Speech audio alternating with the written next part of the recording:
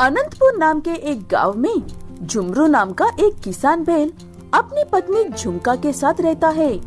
पूरे अनंतपुर गांव में झुमरू ही एक अकेला किसान है। वो इसलिए क्योंकि उस गांव की जमीन में ना की बराबर फसल उगती है, इसलिए सभी लोग गांव में होने के बावजूद भी खेती के अलावा हर काम करते रहते हैं और इस अकेले किसान का कभी कभी मजाक भी बनाते हैं।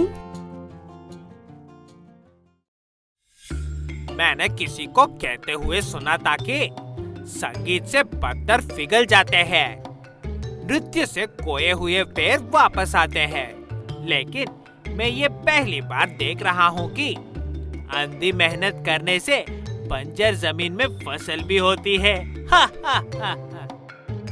ये पहली बार नहीं है दोस्त, तुम ये बात हर बार कहते हो और हर बार यूं ही हंसते हो। थोड़ी सी ही सही, मेरे खेत में फसल तो आ रही है ना, मेरे लिए वही काफी है। ऐसे कहते हुए झुमरू वहाँ से चला जाता है। वो बैल झुमरू से ऐसे इसलिए कह रहा था क्योंकि उस गांव में ना झुमरू के खेत में ना ही किसी और के खेत में फसल के लिए पानी ही कोई सुविधा नहीं है। इसीलिए झुमरू ने एक एक पैसा जोड़कर अपने खेत में एक हैंडपंप लगवाया था और वो उसी से पानी निकल निकल कर खेत में डालता है। झुमरू सुबह उठने से लेकर शाम तक सिर्फ अपने खेत में हैंडपंप की चलाता रहता है और शाम को ऐसे थक कर घर लौट कर आता है। झुमका, थोड़ा सा गर्म पानी रख दो नहाने के लिए, आज बहुत थक गया हूँ। अब तो मुझसे खड़े रहना भी नहीं हो पा रहा है। आपका तो ये रोज का ही है, अगर कोई नया आपकी बातें सुन ले तो दया की बारिश ही कर देगा सच में।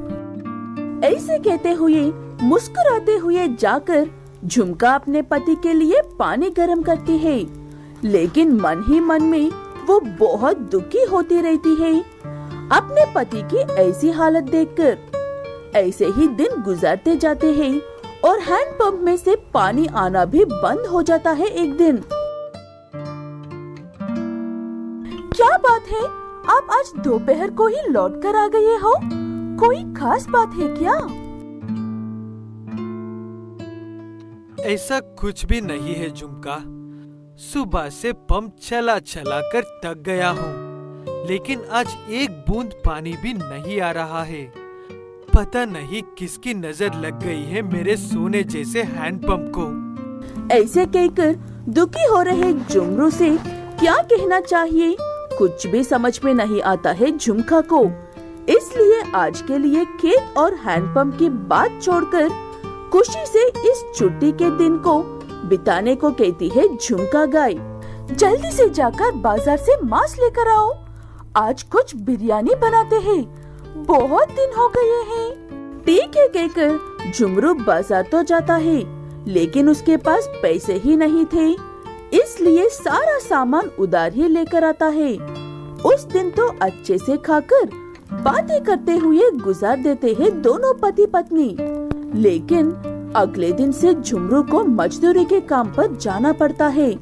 लेकिन वो हर रोज काम पर जाने से पहले और काम से लौटकर आते वक्त अपने खेत में लगे हुए हैंडपंप को चलाकर देखता है और वहाँ से पानी नहीं आ रहा है कहकर उदास होता है। बरसों से अच्छा चल रहा था और अचानक से खराब हो गया है। मुझसे ये मजदूरी और नहीं होगी है ऊपर वाला। ऐसे कहते हुए उसी हैंडपंप के पास सो जाता है झुमरू बैल। अंधेरा होने पर भी घर लौटकर नहीं आया है कहकर परेशान हो रही झुमका गाय अपने पति को ढूंढते हुए खेत के पास आती है। मुझे पता था आप यहीं पर मिलोगी, पता नहीं हैंडपंप कब ठीक होगा। मुझसे अब और नहीं देखी जा रही मेरी पति की ये हालत। ऐसे कहते हुए झुमका गाय अपने पति को उठाकर घर लेकर जाने की कोशिश करती है, लेकिन झुमरू बैल नींद से जागकर भी झुमका उसे रोकने की कोशिश करती है, लेकिन झुमरू जाते जाते एक बार पंप को हिला ही देता है। तब वहाँ पर जो होता है वो देखकर दोनों पति पत्नी को अपने आंखों पर विश्वास नहीं होता है। झुमका, क्या मैं जो देख रहा हूँ वो सच है या मैं अब भी नींद में हूँ? यही सवाल मैं आपसे पूछना चाहती हूँ जी। आपने क्या जादू किया है इस हैंडपंप पर?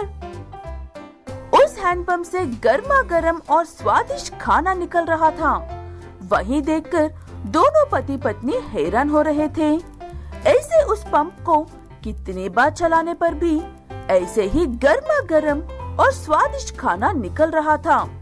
वो चमत्कार देखकर दोनों पति पत्नी सोचते हैं कि स्वयं ऊपर वाले ने ही उनकी मदद की है, और इस बात से खुश होकर अपना बाकी का जीवन सुकून से गुजारते हुए औरों को भी मदद करते रहते हैं दोनों पति पत्नी।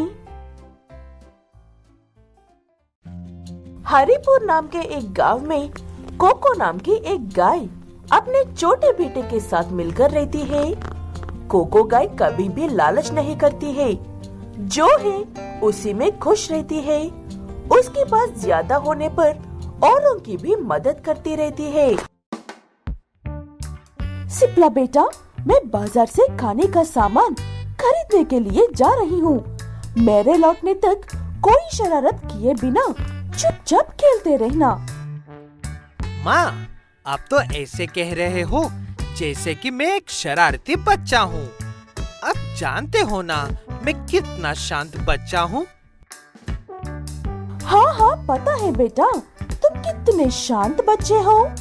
आज कोई सामान ना तोड़ो तो मेरे लिए वही काफी है।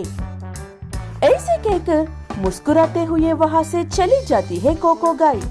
वो इसलिए क्योंकि सिप्ला एक शरारती बैल है और उसे सिर्फ अपने माँ के बाहर जाने का इंतजार रहता है। उसी गांव के पास एक जंगल में कोको गाय की दोस्त एक अंधी शेरनी रहती है। कोको गाय के वापस घर लौटने तक वो शेरनी उसके घर के पास खड़ी होकर इंतजार कर रही थी। कोको गाय पहले तो उसे देखकर घबरा जाती है, उसके बाद धीरे से बात करने की कोशिश करती है। कैसे आना हुआ दोस्त? बहुत दिनों बाद नजर आ रही हो, देखकर खुशी हुई मुझे। काश मैं भी देख पाती तो तुमसे यही कहती मेरे दोस्त, मुझे तुम्हारी मदद की जरूरत है। ऐसे में सिर्फ तुम ही हो जिस पर मैं भरोसा कर सकती हूँ। तुमने ना जाने जंगल में कितनी बार मेरी जान बचाई थी। तुम्हारे लिए कुछ भी करूँगी, बताओ दोस्त। तब शेरनी कहती है कि वो गर्भवती है और अंधी होने के कारण अपने बच्चों को नहीं संभाल सकती है और ना ही दूसरे जानवरों से उनकी रक्षा कर सकती है। इसलिए उसके बच्चे बड़े होने तक कोको गाय को बच्चों का ख्याल रखने को कहती है शेरनी। तब कोको गाय, मैं जानती हूँ तुम्हारे साथ हुए हादसे की वजह से आंखों की रोशनी चली गई है दोस्त तुम्हारा। तुम चिंता मत करो, मैं बच्चे बड़े होने तक उनकी माँ बनाकर उनका अच्छे से ख्याल रखूंगी, ये वादा है मेरा। ऐसे कहकर भरोसा देने पर उदास शेरनी के मन को थोड़ा सुकून मिलती है। 2 दिन बाद 2 बच्चों का जन्म होता है। बच्चे होते ही शेरनी बिना उनकी आवाज सुने ही वहाँ से चली जाती है। कोको गाय उस शेरनी के बच्चों को और उसके बेटे सिप्ला को भाई बहन बना देती है और सिप्ला से ऐसे कहती है, आज से ये दोनों तुम्हारे भाई बहन हैं। जब तक मैं हूँ तुम कोई भी शरारत कर लो, लेकिन मेरे ना होने पर तुम्हें इनका एक बड़े भाई की तरह ख्याल रखना होगा। आप चिंता मत करो माँ, मैं एक बहुत ही अच्छा बड़ा भाई बनूंगा। ऐसे कहते हुए कोको गाय उस शेरनी के बच्चों को भूख लगने पर अपना ही दूध देती है और सिप्ला भी एक बड़े भाई की तरह उनका अच्छे से ख्याल रखकर उनके साथ खेलता रहता है। ऐसे वक्त गुजारता रहता है और बच्चे भी बड़े होने लगते हैं। जैसे जैसे बच्चे बड़े होने लगते हैं, कोको गाय की फिक्र बढ़ने लगती है और वो परेशान रहने लगती है। तब शेरनी के बच्चों में से एक बच्चा, क्या बात है माँ, मैं कुछ दिनों से देख रहा हूँ आप कुछ भी ठीक से नहीं कर रही हो, ना खा रही हो, ना बात कर रही हो। हंसना तो दूर की बात हो गई है आपके लिए। ऐसा क्यों माँ? तुम्हें तुम्हारी असलियत के बारे में बताने का वक्त आ गया है बेटा। मैं तुम्हारी असली माँ नहीं हूँ। तुम्हारी असली माँ जंगल में तुम्हारा इंतजार कर रही है।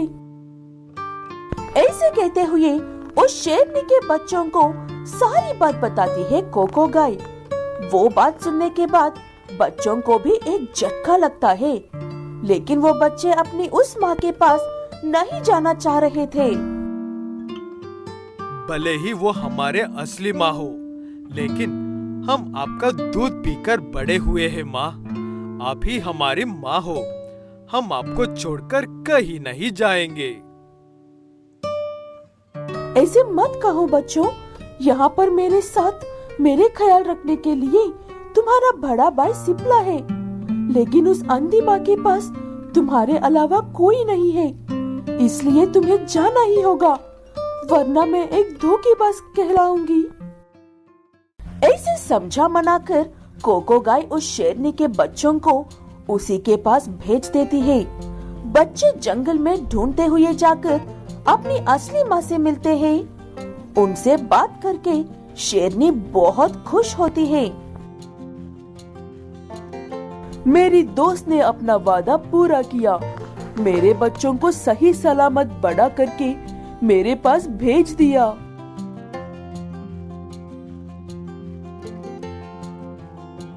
धीरे धीरे बच्चे अपनी उस माँ के साथ भी घुल मिलकर रहने लगते हैं, लेकिन जब भी इस माँ की याद आती है, बिना इंतजार किए मिलने आ जाते हैं।